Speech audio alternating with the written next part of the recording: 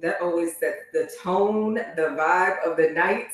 Welcome to our first Minorities Mental Health of the Year. Shout out to our amazing sponsor, Sheppard Pratt, for helping us bring this much needed panel discussion to you tonight. It is all about Be More in 2024, getting physically, mentally fit in the new year. For many people, the start of the new year marks an opportunity to reflect on our lives and think about where we would want to be in the future. But many of us put so much pressure on ourselves with the wrong mindset and the lack of expert help sometimes. So tonight I've grabbed some of our favorite experts to help us kick off this brand new year, 2024, the right way. First up, Dr. Chad. Hello, hello. Hello, how are you? I'm doing good on this very cold day. I hope everyone's staying warm inside. It's tough out there. I'm coming in also from your sponsor, Sheppard Pratt. I work at the Baltimore, Washington campus. I've been a child and adolescent psychiatrist for about 6.5 years. Thank you so much for being here with us tonight. It's going to be a great conversation, great time, help out a whole lot of people around Be More. Next Most up, Miss definitely. Rebecca. Welcome on in. Hi, everyone. My name is Rebecca Denison. I work at the Geckel Center at the Greater Baltimore Medical Center in Baltimore. And I'm a registered dietitian. I have a doctor of integrative medicine, and I'm also a certified diabetes educator. So I work with a lot of patients on trying to help improve their health care, specifically their nutrition aspects of it. Questions are ready for both of you, okay? In the box, just waiting. Next up, before we start the questions and start our program tonight, personal friend of mine, Pat, aka Coach Pat. Coach Pat in the house. What's going on, everybody? How you feeling today? Fantastic. I heard you're coming right off of doing a class. I'm literally just rushed over here, had a class. I timed it. I told my class, or everybody else training today, I said, hey, look, do the stretches that I showed you. You guys have to stretch on your own. Clean up. Make sure you all clean up. I got to run out of here and jump on for the mic check that we just did. And I'm Coach Pat. And, I've been a personal trainer for over 10 years. I started out with just training myself at first. And it's just something I like to do. I've been training over maybe over 2,000 people by now. I was looking through all my pictures. I've trained a lot of people, and happy that I'm wearing my shirt, my lifetime shirt that says basically, well, I'm here to help change people's lives. You know what I mean? And it's Be More in 2024. So I'm all in to try to help you. If you have any personal questions about training or specific about yourself and some goals to help you stay motivated, because we just had the gym rush for 2024. They're in here, but I'm trying to keep them in here. You know what I mean? Starting to get a little light already, but I'm gonna keep them in here. Let's keep it going, right? That's for sure. Momentum. Yes. And like you said, there's gonna be tons of questions as you're watching, wherever it is, on Facebook, on YouTube, wherever you're joining us at tonight. You can ask some questions, pop it in the chat, we'll put it on the screen and get it answered by experts tonight. Let's do a little icebreaker. Okay, let's have an open discussion, everyone. First, do you make resolutions for the new year? And if so, how do you make it realistic for you? Because a lot of us throw resolutions on ourselves that we know we're not going to accomplish. We get to the end of the year, we're like, all right, let's toss this to the next year. So do you make resolutions? If you do, how's it realistic for yourself? Or if you don't, why? Let's start with you, Dr. Chad. Well, resolutions. I recently came up to a understanding for myself that resolutions can be helpful, but it's more important to kind of create some, I'm more of a almost a personal look into what I think I'm going to be in the future. So, I find that if I have some sort of thought of what I'd like to achieve, and have steps of how I like to achieve that, I kind of started to work on, okay, let's focus on the steps you need rather than create sort of a longer term resolution. So that's what I've been doing lately. No, that's good. Baby steps to the big one. Yes. I like it. Coach Pat, what's some resolutions? Do you make them or do not? So I do make them. I make them, and I make them big, and I make them for out. I do the 5-year plan, 10-year plan, and I do that, and I do just like Dr. Chad was saying, those small baby steps. You know what I mean? So, for instance, say at one point, one of my goals was to become a personal trainer, right? So I wrote that down, right? Step 1 is waking up early in the morning. You know what I mean? Step 2 is buying some fitness clothes to work out in. You know what I mean? And then I become it instantly, right? I'm the fitness trainer as soon as I buy the thing that I need to do the thing that I'm trying to accomplish. So instantly I got it and I am it. You know what I mean? So I definitely keep the resolutions, like just like Chad said, nice small steps to the big goal. So make them very big, but you know, take one step at a time. You want to go to Florida? First step is, you know, buy that airline ticket. Then you got to go to work to you're in Florida. You're there already. You know what I mean? So you keep up with those things. That's all. Right, Rebecca. What about you? Yes, I make resolutions, and I usually actually look at them about every month and to see how I'm doing. Sometimes it changes, sometimes it doesn't. Sometimes I get very specific on something, and sometimes I'm sort of vaguish. Like one of my resolutions this year was just I wanted to be healthier, and it turned out being that I got more sleep. So I sort of have a little routine that I go to bed a little bit earlier, and I make sure I do that. When I was very specific about my sleep habits, it didn't help. You know, so I'm going to go to bed by 10 o'clock or whatever time it was. But when I started like just being vaguish about it, it helped. And that's often against what we're taught as people to work with people on lifestyle changes. But sometimes it works. I mean, sometimes people need specifics and some people need a vague thing to work towards. Like that one too. Yeah, I'm going to throw mine in there. Me and some of my girlfriends, we did vision boards. And so I said that for myself, I was going to kind of like put a little check next to each thing on my vision board that I actually accomplished. Because it's kind of cool to look at. I have in my closet. You go in your closet every single day. So I'm like, okay, if this is something I want, I'm going to check it off every single time I complete it now. Some of them are pretty big. I don't know how long it's going to take me, but I'm going to keep the vision board and we're just going to check off as I go. And there we go. There we go. So shout out to you if you're watching. You made some, resolutions for yourself. Definitely make sure you give yourself some grace, like all of us. Dr. Chad, let's move on to you. As people set the New Year resolutions, what are some mental goals that they can include? Because mentality is everything. I feel like if you don't have a mentality, you can't get the physical part of it too. So, what are some goals we should be included in? Some things that maybe just not to add extra pressure. I find that when you're thinking about goals in terms of your mental health, it's really dependent on how far you want to work on it. You know, we talk a lot about in therapy, like motivational interviewing, which is the whole concept of, seeing them where they are. Don't try to move beyond what they see their capability of. And that's probably the same for the other guests too, of like really trying to see, okay, where you are rather than pushing forward. So I usually tell people to kind of start there. But in terms of like general things you really want to work towards, such as your goals for mental health, I think the pandemic saw a lot of these things and, has hopefully helped people really think about some goals, such as how to connect to other people, whether that means just in your family, doing a better job if you're a parent connecting to your kids, if you're an adult child with parents who are still living, how to connect with your parents better, how to connect with your friends. Secondly, really being able to work on an ability to find time to relax. That's a really hard thing for people to do, but if you can at least have, even just 5 or 10 minutes where you're just kind of focused on just being a calmer self, I think is going to be really important. Thirdly, not just how to connect people, but really how to communicate your feelings and thoughts to someone, whether that be a therapist, a coach, a religious figure. Really being able to come up with a way to be able to communicate your thoughts and feelings is going to be really important to help you do better at managing your mental health. And then fourthly, the thing I always think about, because I mostly work with kids and adolescents or children and adolescents, is finding those really good coping skills. And some of them are even in what some of the other guests are going to be talking about too.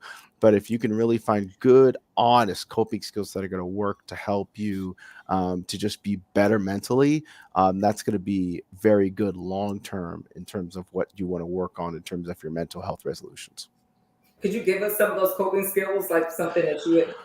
Sure. For me, I found that music is a really good coping skill. And being that we're on a radio station, surprise, surprise, surprise, music is a wonderful thing that helps you. And really, you want to be able to find music that works well for you. I think a lot of like different people in mental health talk about finding like Mozart and Bach and those sorts of that doesn't work for everybody. You want to find music that works for you. It calms you down. If you need music that pumps you up, finding good music to help you there. A lot of people do journaling. That is a really good, helpful skill to be able to get out your emotions and even be able to use that to reflect. Any other sort of expressive art, doing any sort of things like that, different sorts of drawing skills, drama, if you're a person who likes to act, sports, activities can be really good, helpful coping skill as well. Really, it could be really just about anything that you find that helps to keep you calm, relaxed, and keep you measured. Obviously, we want to minimize some of the negative stuff, lots of alcohol use, lots of drug use. But if it's really a positive experience and something that really does a good job that's legally going to calm you down, it makes a really good coping skill.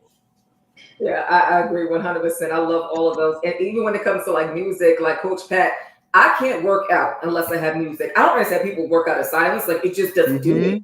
Like, you know what I mean? Like I gotta put on my Beyonce. Like, yeah, I gotta do it. She gets me in the mood. Coach Pat, when you do your classes, is that the first thing you kind of do? Like, do you have a set playlist? How do you do that?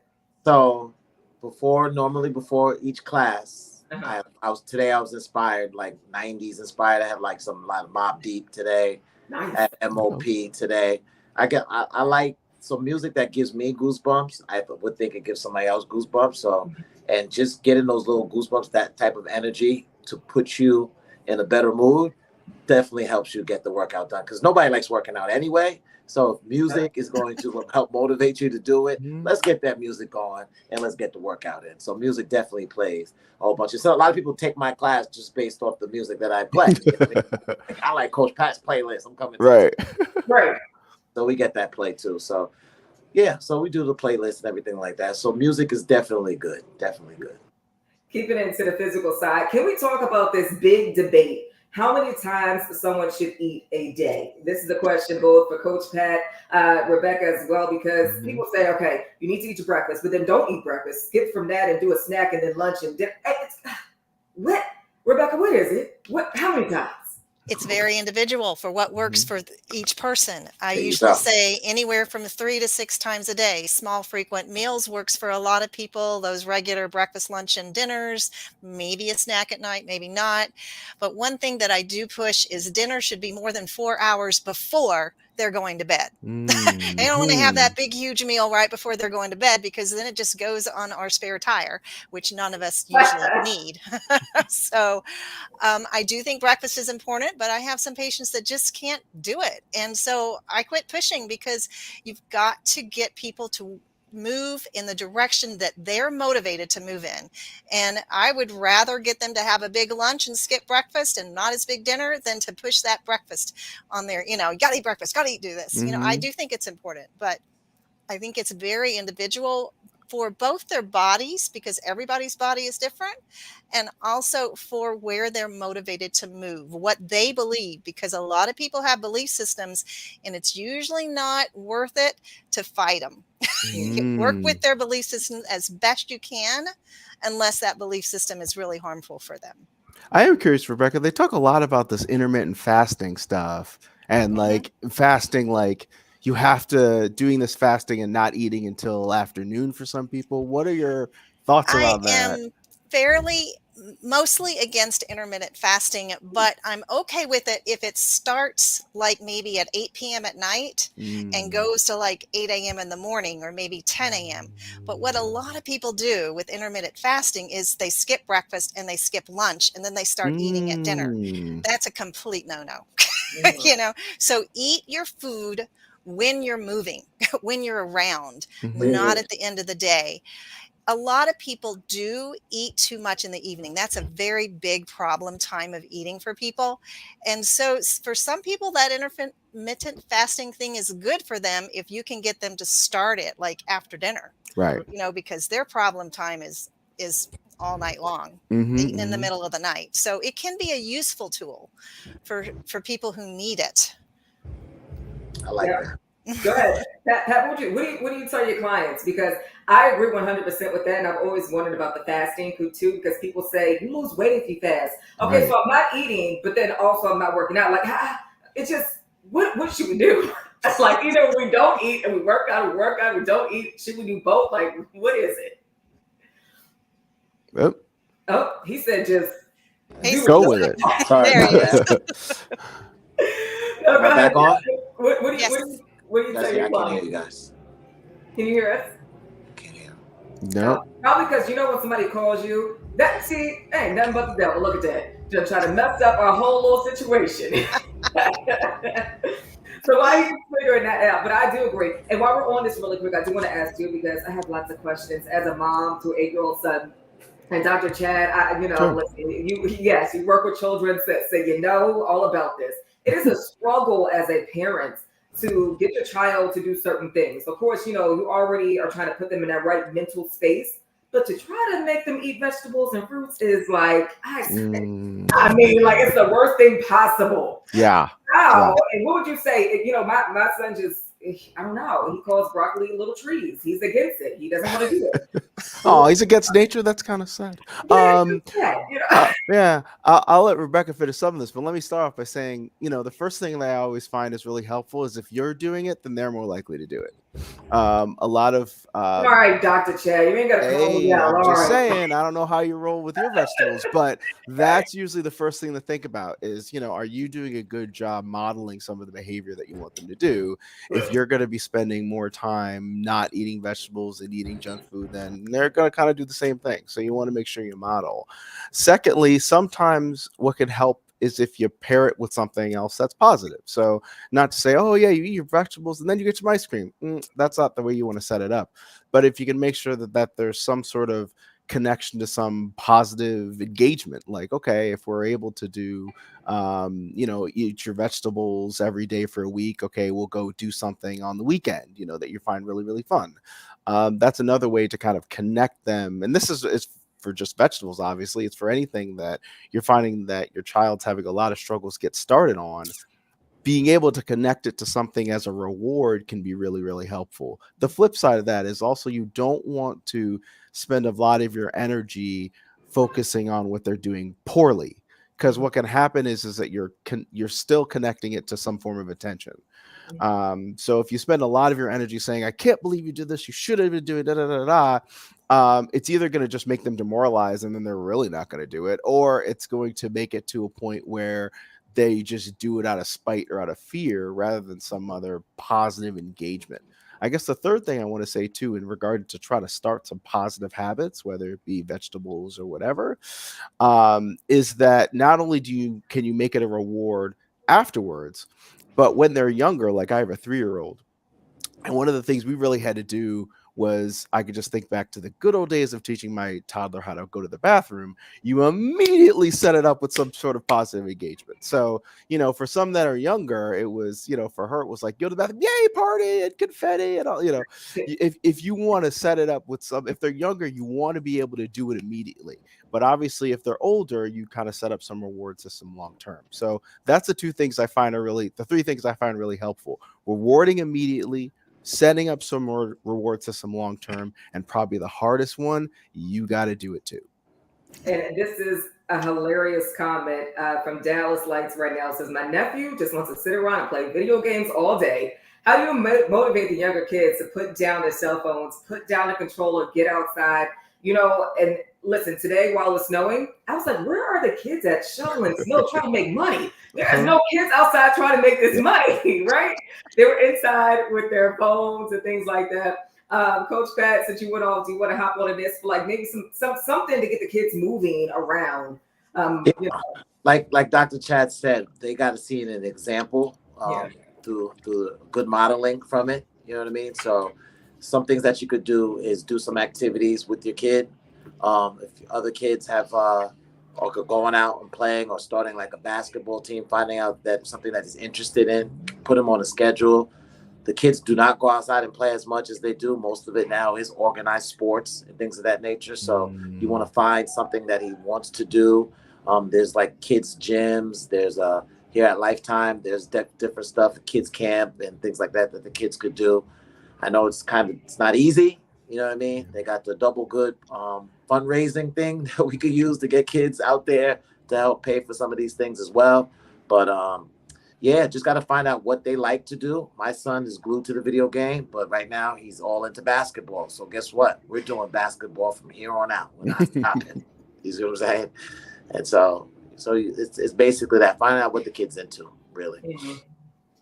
Yeah, I agree. Dr. Chad also. And wait, Rebecca, did you want to chime in on the vegetables? The vegetables? Oh yeah, please. Any For the benefit of all of us, how do we eat more vegetables? Yeah, all of us, madam. Yes. A trick that might work for some people is that they learn to cook it. So make it a project where they're cooking something. And I've been told that they'll even drink the cabbage juice if they cook purple cabbage because it looks so interesting. And I have had experiences with friends that have kids. We go away for the weekend and I'll just cut vegetables up and put it around the living room and the kids will be wrestling. And I'm not lying. They're sitting there trying to grab a mushroom or a bell pepper to put it in their mouth to see if they can do it at the same time and wrestle. So, I'm not saying eat your vegetables. I'm making it available to them. I'm putting it out. It's visual. So the last thing I'd like to add with that is hide them. Grate carrots and put it in spaghetti sauce. Chop up teeny tiny things and put it in foods. Maybe you want to tell them about it. Maybe you don't. Hey, you just ate some carrots. Really? Or did you like that food? Yeah, it had carrots in it. Mm-hmm. Really? So there's a lot of little tricks you can do. Rebecca, you busy tomorrow around like 5:45? Right. Random Zoom call. Yeah. A few things. It's a toughie. I do know that it's very tough, but it's creative. And maybe even doing a game like once a month, try a new vegetable.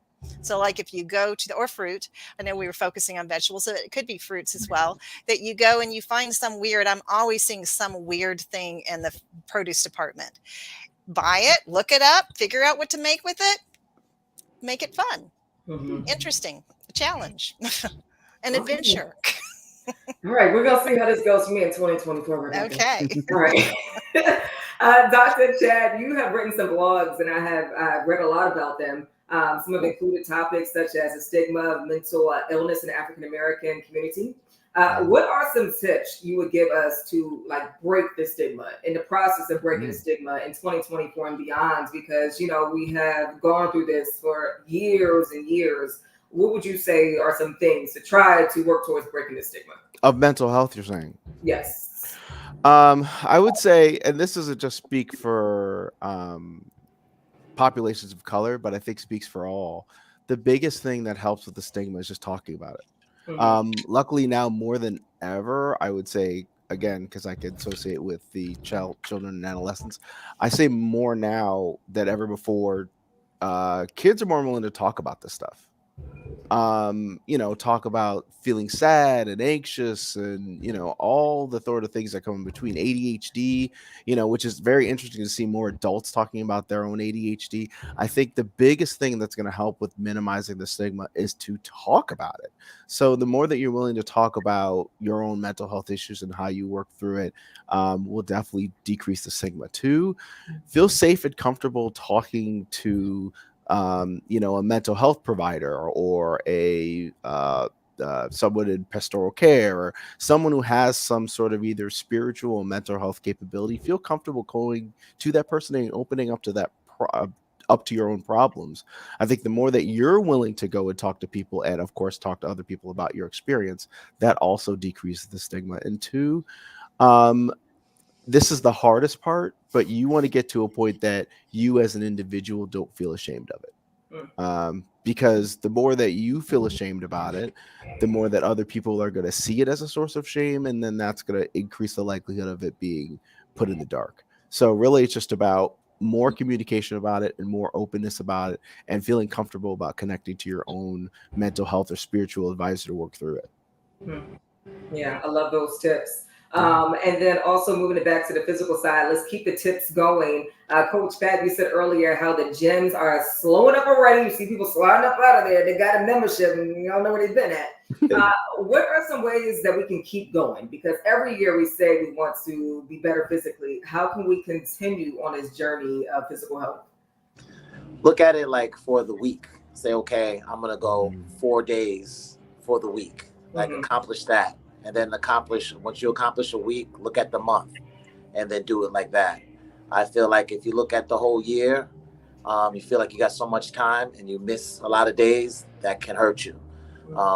But if you look at it a little bit smaller, little bits and pieces, looking at it for a week's time, a month's time, maybe a 12-week program, and make a little checklist too to see if you're getting enough checks or not getting enough checks if you're going to the workout. You know what I mean? It feels good to get a little check saying, I did this, I did that. You know what I mean? So let's do that. Make a little checklist. Say, when you wake up in the morning, say, I'm going to the gym this morning, and write it down. And when you do it, you get a little check, and then you feel good, and it motivates you to do it even more. You know what I mean? So it's kind of like that vision board. Like put a little picture up in your closet and say, this is what I'm trying to get to. And guess what? You're gonna go. You're gonna go. You know, so. You actually have a saying, did you work out today? And you posted on all like your social media photos, which I think is great because it's kind of like an accountability partner. Like I'm on there, mind my business, scrolling, eating some Cheetos, and here you go, working out. Did you work out today? Is the caption. And I'm like, okay, no, I didn't. Let me get up and work out. Was that the concept behind that? Yeah, so it's funny. It's so funny. So one of my boys he would just, we're training. We had a training journey together, and he just would always say, he was like, did you work out today? And I'm just like, and I felt funny. I was like, I did it, but I'm gonna go later. Yeah, I'm gonna go get it done. And I was like, I'm going to use that. I'm going to use it. So I've been using it ever since I said I was going to use it. I said, as soon as my first post, I'm just asking people, did you work out today? And it's almost like, did you do what you say you're going to do? Like before you go to bed, did you work out? Like reflect on your day. And then that's how you make yourself better the next day. Like you say, get 1% better. Say, no, you know what? I didn't work out today. Tomorrow I will work out. No, I didn't go to the grocery store, but I will go to the grocery store. No, I didn't do this. I didn't make that phone call I was going to make for that new job that I want. I'm going to make that call to me. Did you work out today? Like, period. Like, how are you developing as a person, human being, as a person in the community, the example that your kids see every day? You know what I mean? So you got to reflect on those things. And that's what did you work out today really means. It's not actually physical work. It's just work that you got to do that's good for your soul. That's going to help change the world, That's it. Yeah, I agree 100%. We're going to use this checklist. I think that's going to be like the whole thing behind this tonight is I feel like we're all going to like really, hold ourselves accountable when it comes to checklists. And that will help us all. I think, even 100%. Me doing radio, show prep, like, let me make sure I did this today. And by the end of the day, as we lay our heads down, like, look at us. We was all productive on this great day. Like, you know what I mean? They feel so good. Shout out to Joy Happiness also. They posted the comment. They said it does feel good to do a checklist, and it does. It does. Rebecca, how does what I eat affect my mood? Because I did talk about eating Cheetos earlier. I'm not a big Cheeto eater, but sometimes. How much time do I have? Enough time. So I'm going to talk mostly about serotonin, which is a feel-good hormone. 95% of that is made in the gut. And good bacteria and bad bacteria is in the gut. Sugar is the worst thing that you can eat for bad bacteria. And so you're not going to be making the right amount of serotonin and dopamine if you're not eating the right foods. So I'm not saying you can never have sugar. I'm just saying it's not good. And for that production of the serotonin. So you want to be thinking of like yogurt's going to give you a nice good bacteria in there.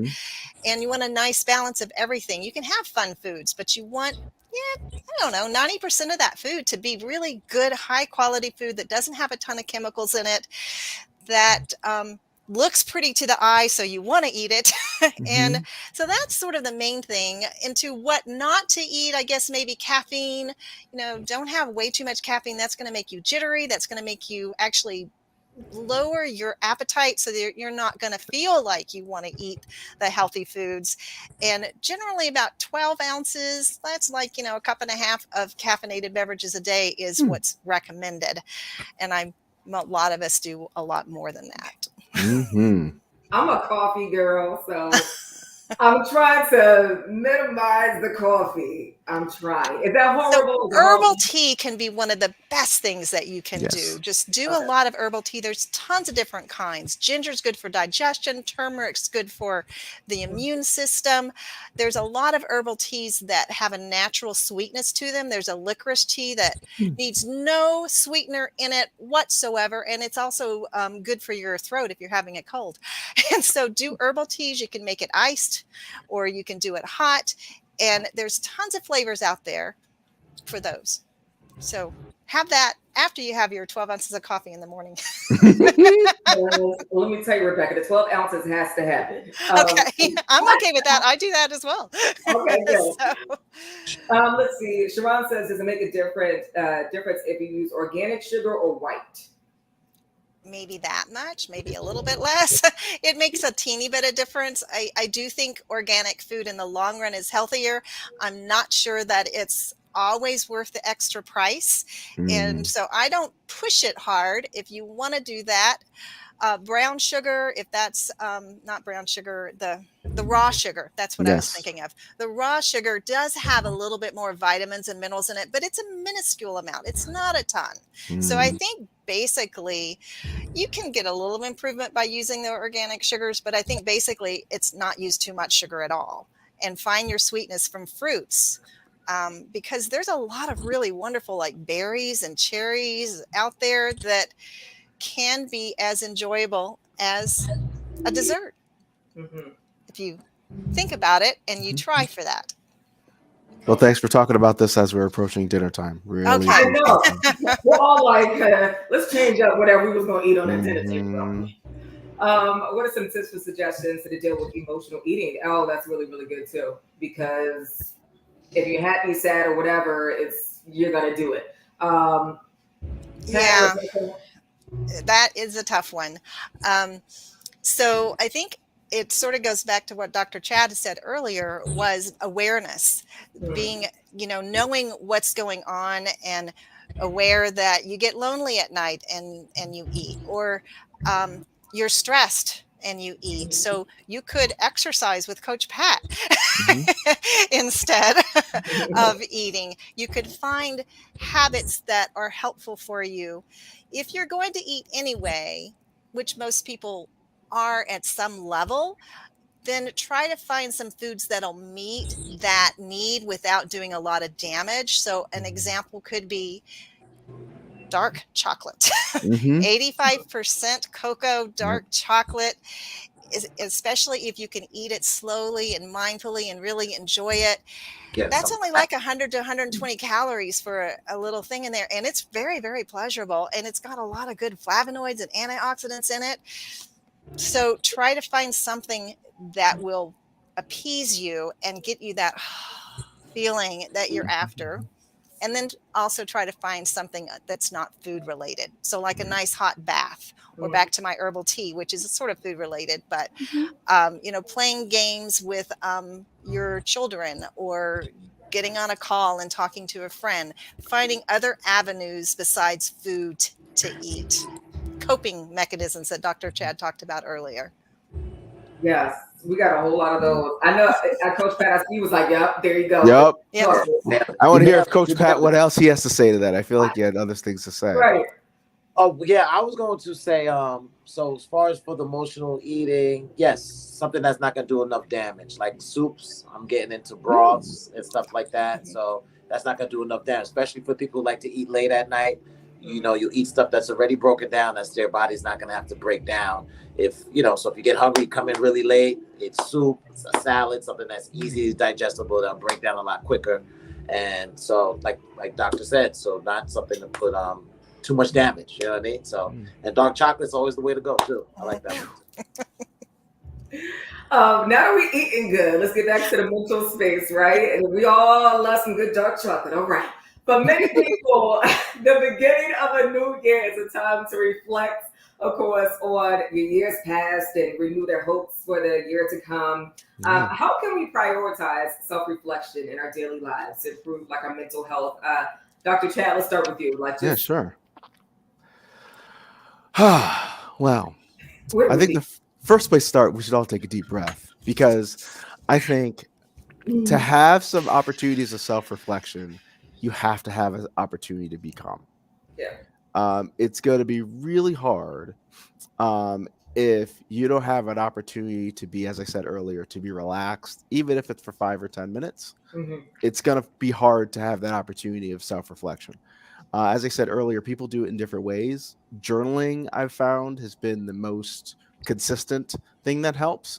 But even, going back to some of the other pieces of conversation, sometimes when people are doing some other activities, they bring up other things. So even when people are eating, especially we talked about emotional eating, that sometimes can bring up some issues, even on the emotional eating themselves. And so that might be an opportunity, if you're going to do an activity, to really think, especially if you find it maladaptive, to reflect upon that a little bit. Like, what's going on with this? Is there something I need to do to work on this? Other activities, thirdly, people find as opportunities to work reflectively, even if you're doing an exercise. Like I found when I was unfortunately exercising more regularly, Coach Pat, I might need your help. So when I was exercising more regularly, that was almost this level of just getting out all of this like frustration out. And then after I was done like exercising, because I was just so tired, I had to sit down for 5 or 10 minutes. But then that 5 or 10 minutes of like the cool down and just like sitting and just like having to relax, then helped me reflect on, okay, is there something about my day that really this exercise had to help me get out? So use opportunities to find ways to reflect. Think about if there's something that is an issue in the midst of you doing it. Maybe that's an opportunity to reflect on things too. And then generally just find a point in your day, even if it's like 5 or 10 minutes before you fully go to bed, to use that as a point of self-reflection. I love that. It's a lot of things we got to do before we go to bed. Yeah. It's like a lot of things. I'm laying my head down like, wait a minute. Well, I do find some people do the reflective stuff right before they, as soon as they wake up, you can do it then too. But it can sometimes be harder because that means, unlike Coach Pat here, we have to all get up earlier. That may be harder for people to do. Unlike Coach Pat, who did it like a rock star. Look at that. What time do you wake up at? 4 a.m. Mm-hmm. I gotta wake up at 4 a.m. I gotta be mentally prepared, because if I'm gonna train people, I have to get all my stuff done. So if I see my first client, my first client is my son first, so I gotta get him up out the door. You know what I mean? If I have a training class at 8 o'clock, all my things have to be done. My scheduling has to be done. My list has to be done. Most of the stuff I do before, by 12 o'clock, I'm done everything I have to do, from the grocery store to training people to sending out the email. I get and it's quiet time too at 4 o'clock. It's quiet. Nobody's calling your phone. You're getting stuff done. Try it at 4 p.m. It doesn't work. Nope. 4 a.m. works. You know what I mean? And then at the next time, I'm available to everybody. I'm not always just, I got to go. I'm running. I got to get to this place. No, I can sit, talk, engage with people, build a relationship with people, help them out, see where they need help at. And then I do me time from 4 to about 7. I knock out a in-home workout before that as well, just so I'm mentally prepared, because that's my first check. First check is making the bed, right? Make the bed first, do that. And then you get, you do your list, and then you get your workout in, and then I'm ready to go. I feel like a made bed for some reason just makes like the rest of your day calm. Like, to come back in, and you're like, ooh. Like, it's just something about it. I don't know. So if you don't make it bed, just maybe try that in 2024. It really does. Dr. Chad, now yes. Dr. Chad. But yes. You're like, I don't know. No, that's a yes. I mean, I've Okay. even I think Mel Robbins is her name. One of the well-known motivational speaker, wrote a lot of books of different things. And one of the things she even comments on is, one thing you could do to start your day is just make your bed. Yep. There we go. You did that, she said. And I did that. Yeah. And you did that. And look at it. And look at that. Waking up at 4 a.m. Really quick, Pat, while I'm on you, a lot of people say don't look at the scale. I'm a scale watcher. I try not to look at the scale, but they say instead of looking at the scale, look at the inches that you're losing, because you can gain muscle, which can kind of fool you for I've gained weight, but it's not fat, it's more muscle, right? Yeah, 100%. They say take the picture, do the inches. The picture's the same thing. Take a before picture and then take an after picture. You'll feel a lot better that way rather than the numbers not going up or down. You know what I mean? So because it depends what time you weigh yourself. You weigh yourself in the morning, weigh in the day. You know, so there's a lot of variables to that, but the pictures never lie. So the pictures probably the best. So then should your goals be like I'm gonna lose X pounds, or should it be like I'm like a non-scale goal? Right. Just don't not necessarily a non-scale. A goal is a goal, right? So first goal, you want to lose 10 pounds. I say, yeah, put that down as 10 pounds, but you're looking at it every day. You know, you might not. You want to do it, and then let's say it takes like 3 weeks. Let's see how much you lose and lost in 3 weeks, a month. Let's scale it out. Pardon the pun, but let's scale it out a little longer rather than checking it daily. You know. And another thing is you can go by how your clothes feel. So are your pants feeling better? And some people do go by dress sizes. I want to get from X size to Y size. Yep. Some people just say, I want to feel better in my body. So that helps too, to think of it that way. So Sharon said, what is the best way to lose belly fat? Now listen here. I'm with you. What are we doing for the belly fat? What are some things we can eat? Some exercises we can do? What are these things? Like, you want me to answer that, not the coach? Okay. Well, I can tell you one thing. I'm back to that whole sugar thing here. That it's just digested so quickly, and especially if you're eating it late at night. It's just going to go straight to your spare tire. So you need to have a balanced diet. So we're back to those fruits and vegetables that somebody was downturning earlier, but we gave some ideas for that. Most Americans are deficient in calcium, so you need to have some yogurt or some good cheese. And then just have that balanced plate where you have a little bit of protein, a little bit of carbs, a lot of vegetables, so that you're getting all the different nutrients that you need. Think of it at like an assembly line. And if there's no vitamin C there, the body can't really do what it needs to do. So it sort of like throws it somewhere, and then it's going on, and now there's no magnesium. And so the body has to have the nutrients that it needs to work with. Now, Coach Pat has probably a lot to say about this too, because movement is really key, as well as the food. So you're about 80%, and 20% is me. Most of it is the food. But the next portion of it, you come see me. And the best way that I could put you like in a zone 2, keeping your heart rate at a zone 2 level, keeping your heart rate at that level. And that's like, there've been a lot of studies saying that that's the fat burning zone. So you don't have to run very fast or anything like that. You know what I mean? It's more of like a zone 2 is more of a speed walk or a jog where you can hold a conversation, right? And then you'll do that for about 20 minutes every day. Every day, 20 minutes, because you're on your feet every day. So when people say, can you work out every day? Yes, you could work out every day. You could, because you could walk and jog and things of that nature. You could do that daily because you're on your legs, you're on your feet every single day. So I would say a nice portion of your diet, some cardio and some strength exercises, and all those together form as one, and that's your transformation. You know what I mean? So I think using those components, you could lose that belly fat, and you'll feel a lot better. And stress goes to that area too, right? So a lot of stress, cortisol builds up in that area. So you want to, when you work out, you feel better, right? Then you make better decisions, right? So that you're not going to eat late, right? Because you're like, no, I got something I have to do in the morning, and how it's going to make you feel. You want to feel happy, and the happier you are, the less stressed you are, your body will signal that too. Like when people say you're glowing and things like that nature, because your genes, your cells, you're feeling very good, and your emotions, you're feeling very good. You're gonna look good because you feel good inside, and it shows on the outside. You know what I mean? So, first is the food, then it's once you accomplish that, definitely you got to move. You got to move 20 minutes a day. Will keep that fat away. And to talk about keeps that fat away. Exactly. Not the dentist, but Coach Pat. Not the dentist, but Coach Pat. That's it. What were you gonna say? People who have dysmetabolism, which often, if you notice people with diabetes, they tend to have that fat in the middle, and that's because they're not processing the food properly. Even someone who is just overweight and doesn't have diabetes, a lot of times that fat's in the middle, and that often is because they're eating too many carbohydrates at one time, and the body can't handle it.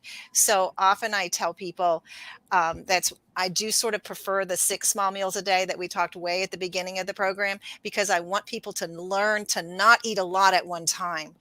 I mean, maybe once every 3 months you can have that pig out situation, but really it should not be a constant situation.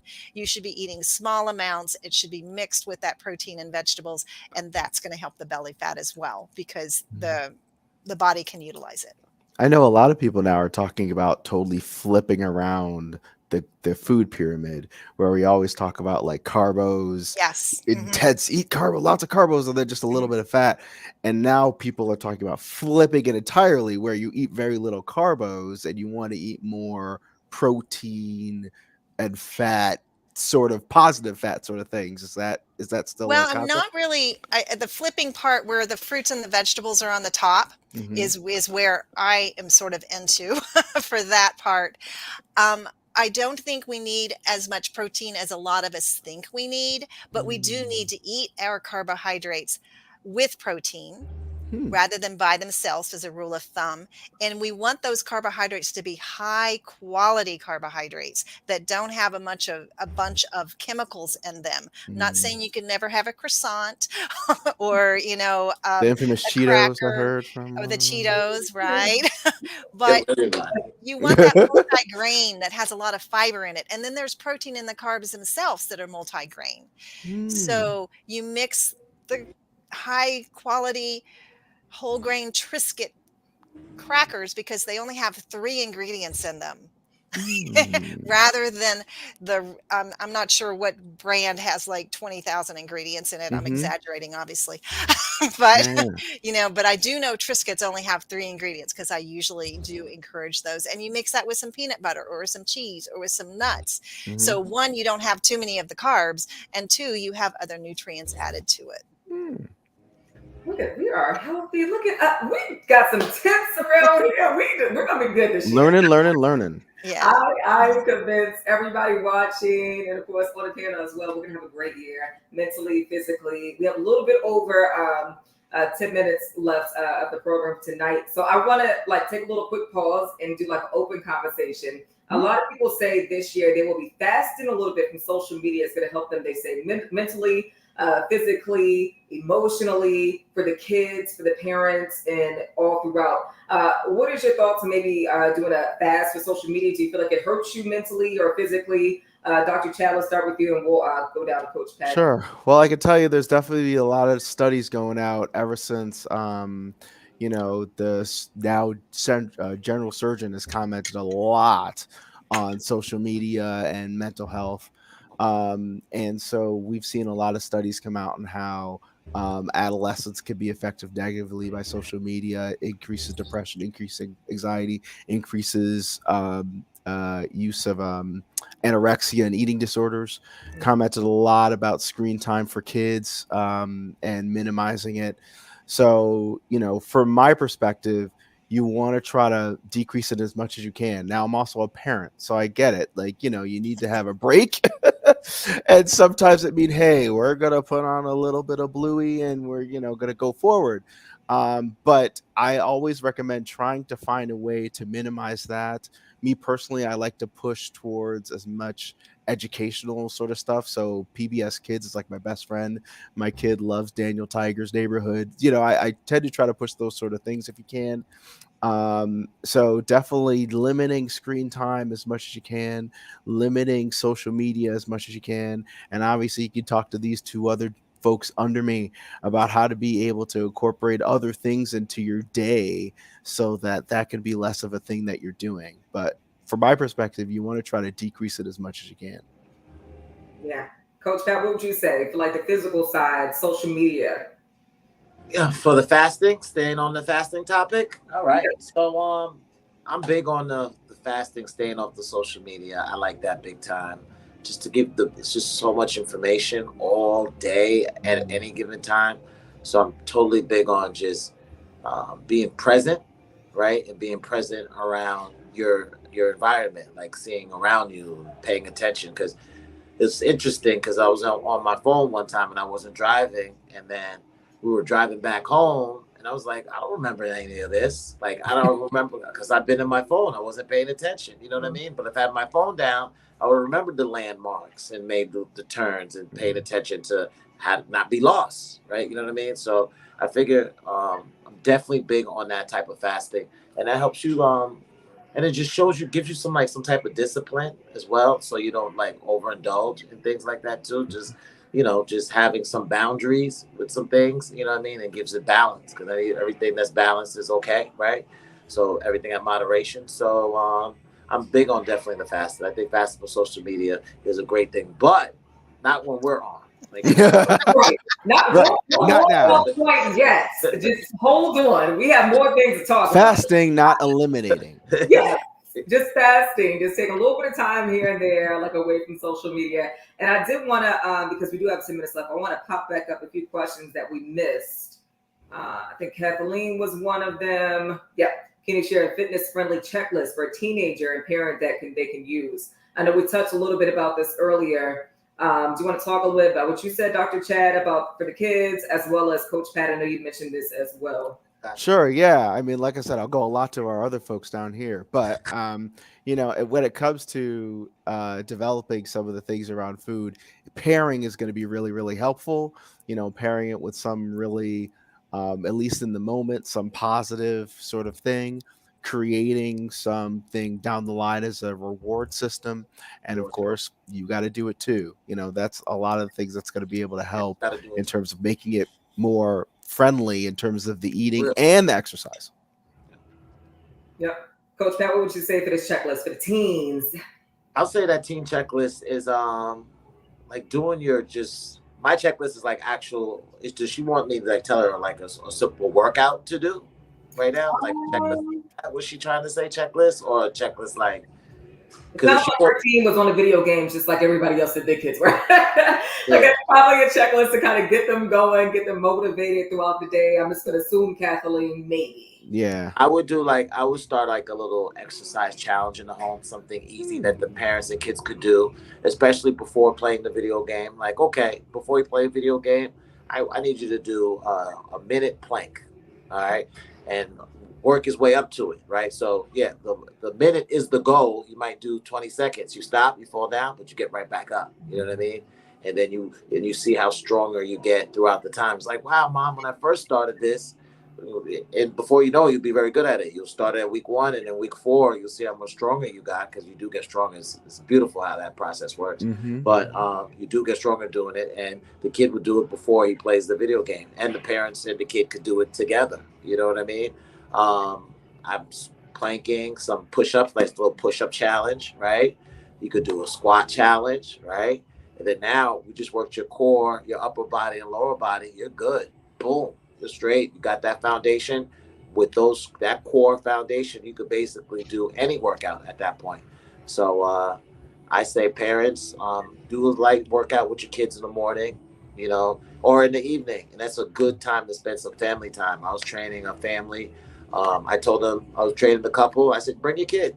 Let them come. Let them watch. Let them watch planks. They fall down. They play around. They get back up. But they see it.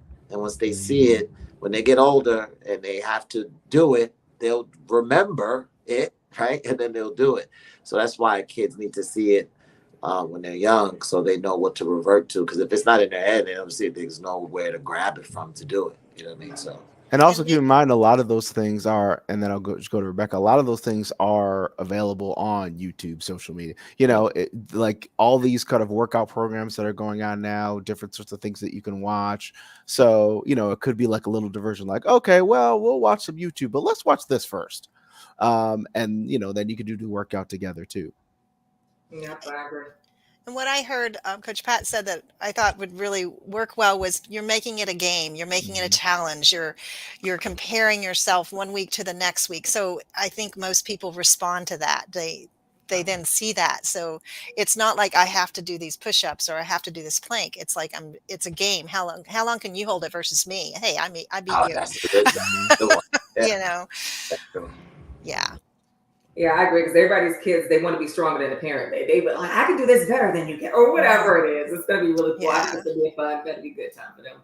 As we succeed in our mental health goals throughout the year, because we will be doing that physically, mentally, how can we acknowledge and celebrate these achievements? Because I feel like we should celebrate ourselves, and even with the kids, like, right, you're celebrating their plays. Oh, good job! Like, all right, go play the game now, or whatever it might be. How can we celebrate our achievements throughout the year with ourselves, with our kids? What are some tips? Again, Dr. Chad, let's start with you and work our way down for some celebrations.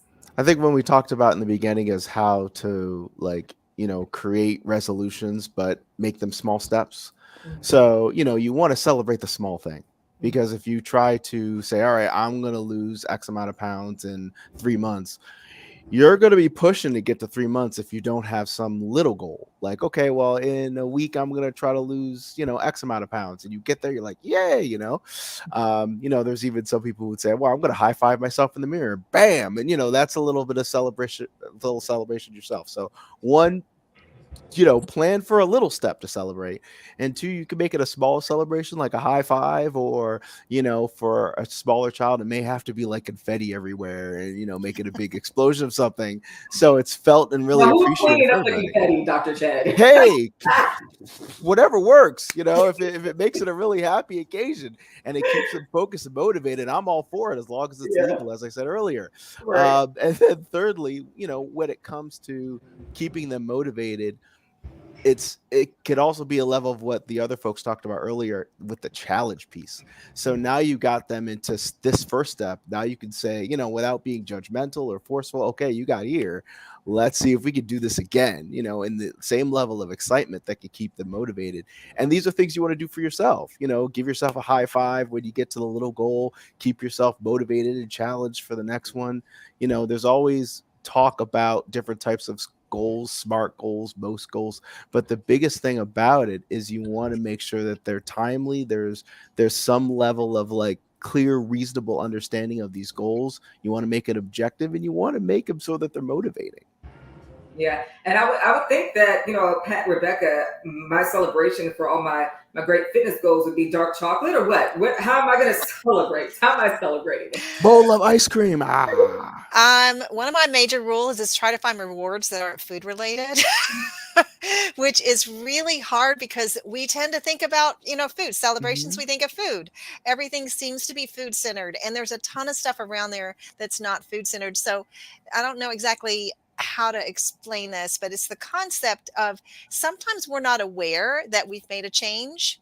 And so if we keep enough documentation or your little check marks or stuff, then we can say back, oh, I was doing that then, and now I'm doing that now. I didn't even realize, because you've changed such small steps. You just don't know that you've done that. So some kind of awareness or mindfulness is really key, I think, for people to be aware that they've actually progressed, if that makes much sense. And that self-reflection, I guess, is going to be really important. Self-reflection is a good word. That's it. And I'm also, because we do have a few more minutes, I want to get some more tips from you guys and then social medias. But Rebecca, before I make this purchase, because I know you're great at this, I was thinking about ordering that soda stream, because I'm a soda drinker. Okay, so for all of the people who are soda drinkers, I'm trying to get out of it. It's one of my resolutions in 2024. Okay, to not drink soda.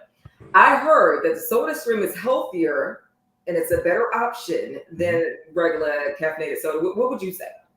Yeah, I would agree with that, that it is healthier. I mean, the problem with the soda itself is just the carbon dioxide in there, and it's a little bit aggravating for the digestive tract. But hey, I'm good for it. Like the Buble, the Hint, the LaCroix, I'm good with those too. They have a flavor to them. You can make that own stuff in your house in a pitcher, but it's not going to have the bubbly stuff to it. And if you like bubblies, you like bubblies, so make it as healthy as possible. Any other health tips you could give us before we wrap this up when it comes to eating vegetables, some different alternative drinks as well, or desserts?